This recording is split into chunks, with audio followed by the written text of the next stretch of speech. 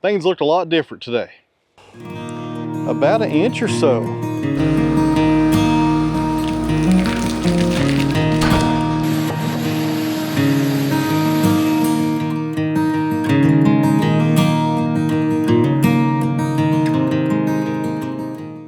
So welcome back to the sawmill, friends. There's been a lot of changes here at the mill in the past 2 weeks.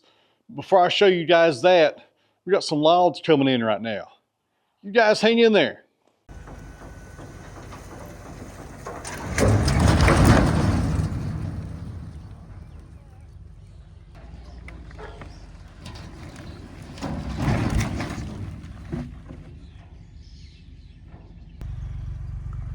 That is the first snake I've seen this year. That's a black snake, and he's probably about 4 foot long. That's a good size one right there.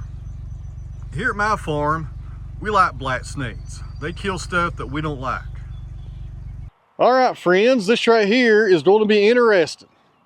I've never saw this species before. What you're looking at here is spruce, and this is a softwood. So guys, I have never sawed spruce before, and these came from a tree service, which means they came from a residential area. You don't see a lot of spruce around here except for being planted in people's yards. Now, for you guys out there that saw spruce on a regular basis, let us know down in the comments below what you saw it into. Are you doing 2-bys, 1-bys, or maybe you're quarter sawing it? I did some research this morning when I got a phone call about these logs as far as what to saw spruce into, and a lot of people quarter saw this stuff if it's clear. For furniture, not furniture makers, my goodness, I'm gonna start over here, my goodness. A lot of people will quarter saw this stuff because people that build musical instruments like to use spruce. I wasn't aware of that. It took me forever to get that out. You guys look over me. So it's looking like these are 8 and 9 footers. Pretty clear one right there. Now these over here, guys, they have a ton of knots on them. Check that out. Some pretty gnarly stuff right there. And right there, guys, is some of the needles, in case you're curious what it looks like when it's a standing tree. Of course, all that stuff goes through the chipper. And these are actually probably 12 footers right here. And I'm not sure what to even do with them. I'll have to think about those later. I'm thinking right now, we'll go ahead and take this one right here and put it on the sawmill and see if we can get some nice clear furniture grade lumber out of that. Probably do some 5/4 boards as wide as we can get them. This one right here is probably a good candidate for that also. As we go down the pile here, these other ones, the grade gets pretty low with a lot of knots down through there. Some pretty knotty stuff right here, but I tell you what, I'm glad I got them today. So like I said earlier, friends, I got a phone call this morning about these logs, so that's why I did my research over on the forestry forum. And if you run a sawmill and you want to find out about stuff, go to the forestry forum, hit the search button, and look up what you're thinking about or trying to find out about, because there's a ton of information on there. They're not sponsoring this, but I do know the owner. His name is Jeff. He's a good guy. I've been using that tool for years as far as my sawmill goes. If you run a sawmill, go join the forestry forum. It's free, and you can get a lot of knowledge over there. I rarely post over there. Most of the time I'm looking for information on stuff like this. But based on what I was reading over there, a lot of guys are using this stuff for dimensional lumber. They say the knots are really hard, so I have to be aware of that today. And they say the pitch isn't too bad. So before we grab Mr. Cotto and bring these over to the sawmill, I got some updates to show you guys around here. Things look a lot different today. Before, the sawmill was sitting right here in this opening, not sitting there anymore. This is wide open now. You can drive right into it. I got my biggest tractor sitting there right now. So over here on the back wall, friends, is the new home for the 70. I've only sawed one log so far, that pine. I need to finish that one up before we bring over that spruce. This right here, guys, is the new setup. The mill setup right there against the wall, and the edger is directly behind it. So all the boards that come off the mill will go to this table right here, the Wood-Mizer table. Then I'll bring them back here to my sorting table. And at this point right here, lumber will either go on a pallet like where this red oak is right here, or it would go back here through the edger. So the lumber does not have to change directions. It's a straight shot to the edger. If it comes this way, it just gets transferred right here to this stack. I think it's gonna work out pretty good. Now, a lot of you guys asked in the previous video when I talked about doing this layout, how will logs come in? Let me show you. Of course, you'll see it here in just a second with Mr. Cotto, but logs will come in where we're walking right now, where the sawmill used to be. I'll have to turn just a little bit with the skid steer, or I can pull forward and back up and drop the logs off right there. And there's another option. I could come in through the lean-to where Mr. Cotto is parked right now, and that opening between those poles is 12 feet. And that's another option. I can bring logs straight through there. And there's going to be another way of doing this, probably here in a few weeks, once I get things lined up. Let me show you. So the other option may be, here in a few weeks, we may do some alterations to this barn. Right now, the opening on the lean-to is 12 foot between the poles. I talked to my builder the other day. He said he can get rid of these two poles right here. I think I'm pointing at them. Yes, right there. I can get rid of those two, which will make that span 24 foot. And then we can drive logs straight in, and then we ain't got to worry about hitting any kind of poles or nothing. Then we can bring in 16 footers or whatever we want to do. He said they can bring in two beams, get rid of those two poles, and put the beams on the trusses. And they'll be perfectly fine, giving us a nice wide opening. All right, so as far as the rest of the layout goes, over here, I'm going to have a diesel transfer tank where the trash can is. I have a second one up there at the old sawmill building. I'm going to be bringing down. I'll be parking it right there. Of course, that's a table for tools and stuff like that. This is kind of a catch-all area. But plenty of room right here between the wall and the edger and all the machines. And over here, guys, let me turn around again, is where the conveyor is going to go. And I got news on the conveyor. So you guys have been asking about the conveyor for a long time. And guys, it's finally done. Wood-Mizer called me yesterday and said they got it finished. They'll be bringing it down here in about 2 weeks to get it set up and help me put everything together over here and get it running. And guys, I can't wait because I'm tired of shoveling sawdust. Now, before we bring that spruce over, let's go ahead and get the sawmill fired up and finish up this pine. Looks like we've got about 5 or 6 more cuts and it will be finished up. I'm doing 4/4 on this. And I think, if I remember right, if I don't drop this camera here, what are we looking at? We're about 9 inches there on the width. 9 inches.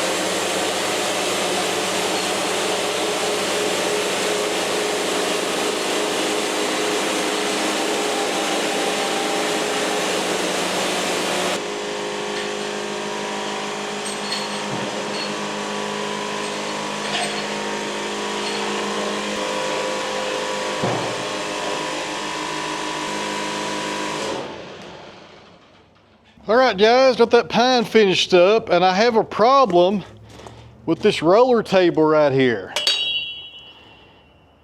Well, that didn't sound too good. If you guys wearing headphones, I apologize for that. But anyways, I needed to tilt that way so the slabs, when they go on it, they roll off. Right now, it's almost dead level right there. I had it set up just fine on the other end, but there's nothing flat in this barn as far as the floor goes. If I do like this setup, I might concrete this eventually where the sawmill is, but not today. So we'll need to lower these two ledges right here about an inch or so. I anticipated this problem the other day, so I went ahead and threw some tools in the tracker. That's my new little Milwaukee Impact. They call that the stubby because it's kind of small. And that's the 3/8. Man, that thing's little, but when it comes to Milwaukee, their stuff is hard to beat. Not sponsored, they have no idea who I am. But I tell you what, they make some really nice tools.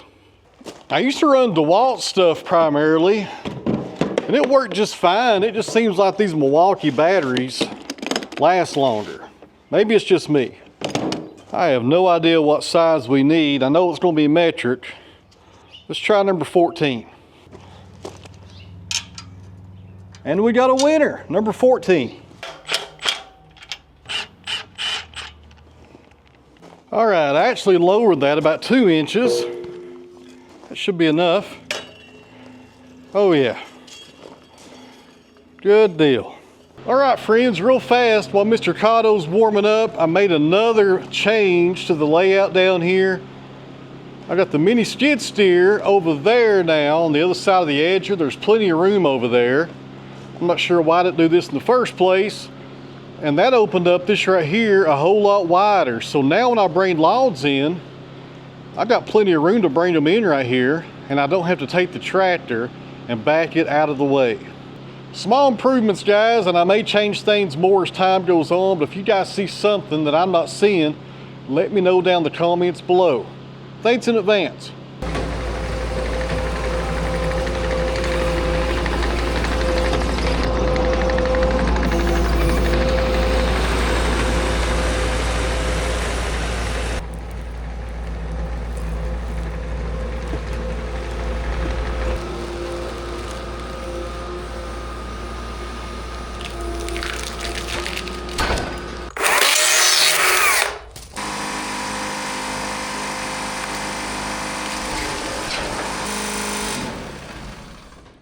All right, friends, this is a 9-footer, got the small end on the operator's side. The diameter down here is right at 19 inches. Usually with pine, you see a lot of pitch dripping off the end grain right here. With this spruce, I'm not seeing it. So down here, we got the large end. This is also the butt cut of this tree. I can see the hinge wood right here, 23 inches. Guys, look over the mowers in the background if you guys can hear them. Everybody's mowing their yard today. And I wish I was cutting hay today, and I'll give you guys an update on that before the video ends, probably toward the end of it. So like I said, guys, this is spruce. It's 9 foot long. I was contemplating quarter sawing this for the music makers and the musical instrument makers. That sounds a lot better. But there's too much taper in it, way too much taper to quarter saw it and get a good yield. So we'll probably use our toe boards down here to get the taper out of this log. And I don't know what's on it right there. What in the road is that? I got some kind of insect or something over here. I'll bring you guys in and show you here in just a second. I'm not sure what that is. But anyways, we'll saw this for grade the best we can. Do 4/4 boards, 1 1/8 on the thickness, and try to keep them around 10 to 12 inches on the width. And this is going to be some really unique stuff. I will kiln dry this with pine because it's a softwood, and I don't have enough for a full load of this spruce, so we'll probably just mix it in with the pine, but I will paint the ends so I know which ones are the different species. I'm losing my mind today. I can't remember what this is. Spruce, it's spruce. I need to write that down somewhere. But I'll paint the ends so when it comes out of the kiln, I'll know what's pine and what's spruce. I'll probably paint them black or something. And you don't anchor seal softwoods. People asked in previous videos, do you anchor seal your pine and stuff? I don't anchor seal cedar or any of my softwoods, or sometimes even poplar, to be honest with you. It dries so fast, I don't see a lot of checking in poplar as long as you don't go real thick on it. So anyways, guys, we'll open up our best face. We're on grade saw. We do have some small knots in here. Nothing too terrible, but there are some knots. And I wish this was a little bit more clear and less taper, but it is what it is. And real fast on the Sawmill, a Joe Maine silver tip Wood-Mizer Turbo 7. If you want to try those blades out, you guys know what to do. Call Joe Maine. His cell phone number is in the video description.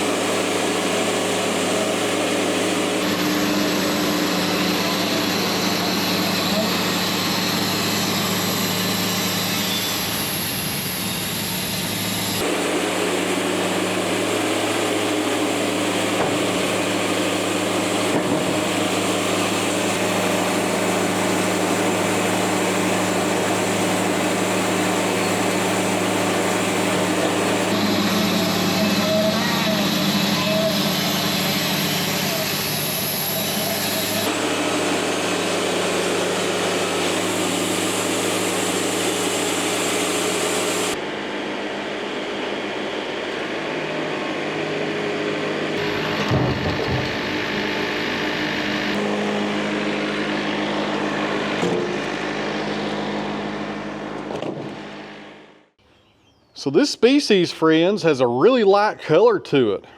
It favors pine as far as the grain goes, in my opinion, but the color is really light here, kind of like hemlock or maybe basswood. Really light color right there, pretty unique. And it smells like pine, in case you're curious. And the lumber actually is not too bad as far as the pitch goes. Those slabs wasn't too bad as far as taking them off and throwing them down there on the slab pile. But I am having a lot of tear out right here. You guys can see that right there. I'm not getting a good clean cut. Not that that bothers me, but I'd like to get the best cut possible so you guys can see what this stuff looks like off the mill. And I'm not sure if that's a characteristic of spruce or maybe my blade needs to be changed. So maybe that's just part of solid up spruce, I'm not sure. It's tearing out pretty bad though. You know, with butternut, you can put a brand new blade on your sawmill with every cut that you make, and it's going to tear out every time. So maybe that's just part of it when sawing into spruce. I didn't read nothing about that when doing my research though. So maybe one of you guys that saw up more spruce than me, which is probably most of you, can let us know down in the comments if this tear out is normal with spruce. Just in case it's not and my blade needs to be changed, we'll switch blades real fast. We'll make a few more cuts and I'll take you guys down here with the cameras and we'll see how it does.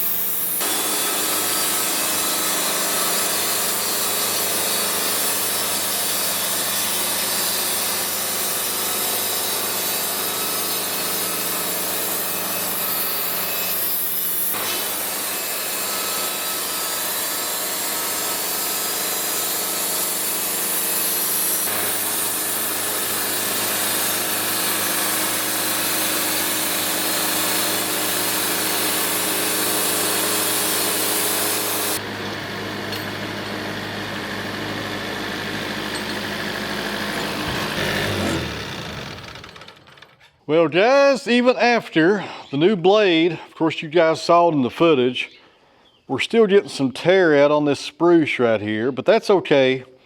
Maybe after we run this through the kiln and through the planer, it might clean it up real nice. Or we may have to use a scraper or just a bunch of sandpaper, I don't know. But other than that, which I really don't mind a whole lot to be honest with you, I'm just hoping we can get these cleaned up when they come out of the kiln. We got some really nice boards today. So that cant that I was working off of there at the end was just under 12 inches on the width. And I tell you what guys, we got some really clear lumber right here. I'm pretty happy with this. What do you guys think about it? Am I getting you guys all excited about spruce here? Because I tell you what, I don't mind sawing it. It saws up pretty good and there's not a lot of pitch on it, to be honest with you. Not too sticky when you handle these boards coming off the mill. And I tell you what, man, those are nice and clear. Got some small little defects right there. I mean, look how little that is. I know I'm being picky, but that's just me. Got a little knot right there. But I tell you what, guys, some really nice boards today. Really good stuff. So I'm gonna be saving this spruce for myself because I don't know when I'll ever get my hands on it again, to be honest with you. So once we run this through the kiln, I'll take it up to the wood shop and I think this will make some really nice cabinets and tables. What would you guys build with this stuff? Let me know down in the comments. But hold up guys, we are not done yet. I've got about 6 boards to run through the edger. These have live edges on both sides. I'm not sure how wide they are. See if I can do this without dropping the camera. I'm getting pretty good at this, I'll tell you what. There we go, didn't drop the camera. So with the live edge, we're looking at 16 inches. We get rid of the live edge on both faces and we'll probably get 13. And I tell you what, I may set it at 12 inches just so they all match. And a quick tip from a sawyer that's been sawing for 14 years now. Let me show you one of the handiest things you can have. It's right there on my side. This measuring tape holder right here. This is made by Occidental Leather. This is not sponsored. Bought this with my own money several years ago. And guys, I use this every day, whether or not I'm running the sawmill or not. But if you get one of these, there's one thing you need to do. Take your measuring tape. This is a Stanley. I got several. And take the clip off the back of it. If the clip is on it, it'll get in the way. If you take that off, it slides right in the holster. Works perfect every time. There's a link down below in the video description. Like I said, I got this on Amazon, not sponsored by them, but it may help you out if you run a sawmill out there. Or if you're a carpenter or a farmer or whatever, this is really handy to hold your measuring tape.